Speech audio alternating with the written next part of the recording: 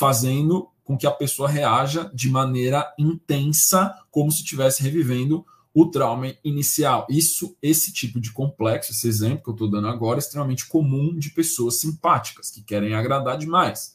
São pessoas que estão operando sustentadas em um complexo psíquico de abandono. Tá? Porque a pessoa que não tem medo de ser abandonada, ela não tem medo de desagradar. Ok? Então, é extremamente valioso resolver a energia do abandono e da solidão na nossa vida, porque senão somos escravos sociais da opinião alheia. Okay? O Jung também falou muito sobre como isso é uma composição pertencente à sombra, que é uma parte do inconsciente que contém aspectos da personalidade que a própria pessoa considera negativo.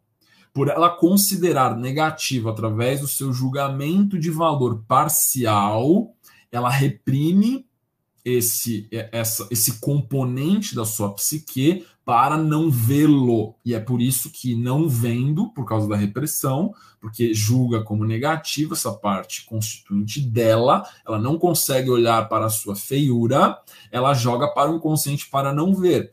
Isso não significa que essa parte deixa de existir. Os traumas não resolvidos, eles simplesmente continuam residindo na sombra e influenciando o comportamento da pessoa de maneiras que ela não reconhece. Ela é influenciada como se fosse um marionete por aquele assunto que ela ignorou ou que ela julgou negativo dentro dela e não resolveu ele. Ok?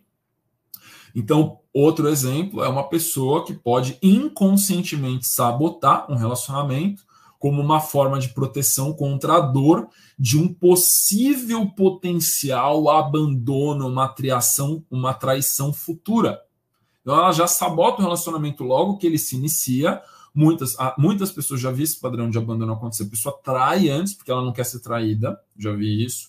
Ou a pessoa encontra um problema onde não existe um problema para não continuar o relacionamento porque está ficando sério demais, principalmente quando começa a ficar sério, quando tem um potencial para dar certo, a pessoa com complexo de abandono faz de tudo para o relacionamento dar errado, porque ela não quer se ver numa situação lá na frente de estar apaixonada ou amando num relacionamento sério e ser abandonada e ativar novamente aquele complexo de abandono que ela sentiu lá num outro momento, pregresso, ou até num arquétipo herdado psiquicamente, que ela nem vivenciou. Normalmente a pessoa vivenciou esse trauma, mas ela tem esse arquétipo energizado no seu inconsciente e ela sabota o relacionamento para cortar do rol de possibilidades a possibilidade de ser abandonada.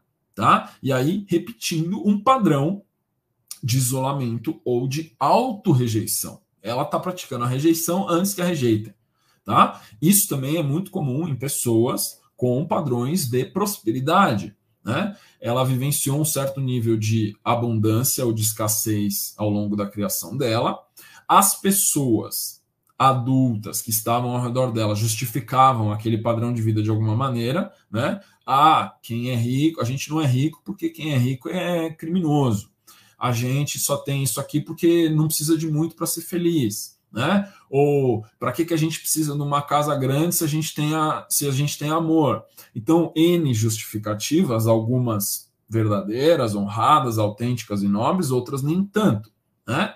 E aí, quando ela se vê numa certa autonomia na vida dela, adulta, e ela começa a alcançar, a galgar padrões de prosperidade maior do que aqueles padrões que ela conheceu na sua infância, em momentos pregressos, ela começa a criar situações para sabotar a sua própria prosperidade, para ela não passar os seus pais. E isso também é extremamente comum. Tá? Essa repetição de traumas, então, também é relacionada ao que Jung chamou de sincronicidade, que são coincidências significativas que revelam um padrão subjacente no inconsciente que atrai novamente o ciclo, e parece que o ciclo se repete, o ciclo se repete, o ciclo se repete. Né? Você fala assim, o que é que está causando esse ciclo?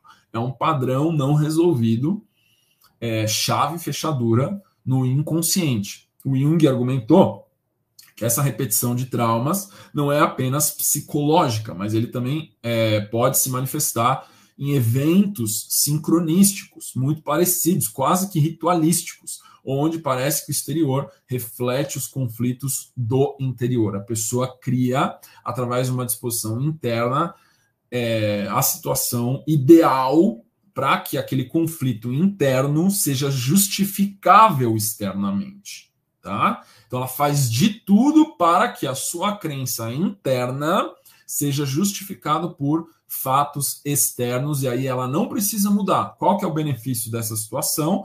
É que ela fala assim, eu estava certa, eu não preciso mudar, aconteceu de novo, e é sempre igual a mesma coisa, sempre vai acontecer a mesma coisa, então eu estou certo, ok? Mas na verdade a causa e efeito está invertida, ela não é daquele jeito porque aquilo acontece com ela sempre. Aquilo acontece com ela sempre porque ela é daquele jeito. Aquilo só acontece com ela porque ela é daquele jeito. E a prova disso é que existem muitas pessoas no planeta que aquilo que ela vivencia rotineiramente, psiquicamente, nunca aconteceu. Se ela conseguisse olhar além do próprio umbigo, isso é empatia, ela abriria uma porta de liberdade onde ela vê assim, como é que pode fulano de tal nunca ter passado por isso? Eu já passei por isso 15 vezes. Tem alguma coisa que essa pessoa sabe que eu não sei. Não pode ser que estatisticamente, aleatoriamente, uma coisa drástica aconteceu assim comigo e com aquela pessoa nunca aconteceu. Será que sou eu que estou influenciando para esse determinado tipo de coisa acontecer? Sim, o padrão arquetípico que você vestiu, que você incorporou sem saber, está fazendo com que sincronisticamente você crie as condições ideais para que certa situação aconteça fora de você, para justificar o padrão a que você aderiu com muita fé e com muita idolatria, e aí você não precisa mudar. E aí você cai naquele ditado popular, prefiro o diabo que eu conheço ao que eu não conheço. Ok? Bom, a cura disso envolve integrar os complexos e a sombra da consciência num processo chamado de individuação, que é se tornar um indivíduo. Porque enquanto eu ainda estou preso nisso, eu não sou um indivíduo.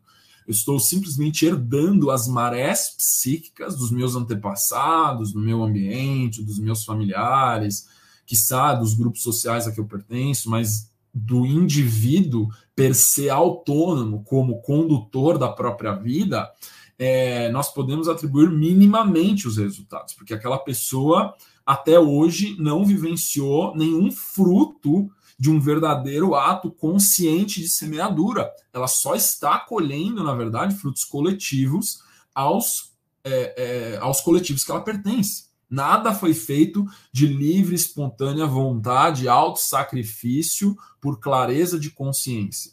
Então ela não sabe como gerar certos resultados, ela simplesmente colhe os resultados que a vida traz para ela através dessas marés. Isso é imaturidade. Maturidade é isso. Essa pessoa não é um indivíduo ainda.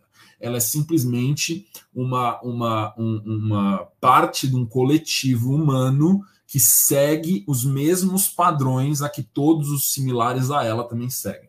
Tá? Última coisa que essa pessoa tem é a autoliderança. Isso significa que reconhecer e aceitar essas experiências traumáticas e trabalhar através delas, e não fugindo delas. Eu tenho que atravessá-las pelo meio. Tá? Então, atravessar o vale da sombra da morte, eu não preciso temer mal algum, porque eu sei que Deus está comigo. É exatamente isso que fala nos Salmos. Okay? O que pode envolver a exploração de simbologia pessoal e também simbologia onírica ou simbologia dos sonhos, onde esses traumas muitas vezes se manifestam simbolicamente. Pessoas altamente neuróticas com sintomas psicológicos, psicopatológicos, tendem a ter baixa saúde do sono. Quando nós não temos uma saúde do sono excelente, é um indicativo de início de sintomas psicopatológicos, porque o sono é um processo terapêutico orgânico e fisiológico e autônomo. A gente dorme para nos curar psiquicamente. Quando nós não temos um sono de altíssima qualidade, isso significa que eu estou deixando muito trabalho terapêutico para o sono e o sono não está dando conta de me reorganizar me ordenar internamente, psiquicamente.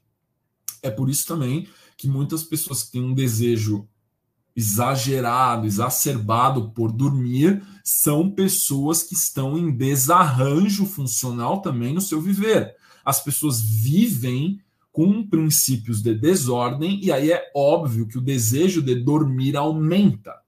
Quanto maior o desejo de dormir, maior é a desordem psíquica quando eu estou consciente. A prova disso é que a própria fisiologia está pedindo mais sono. Pedir mais sono é um indicativo de desordem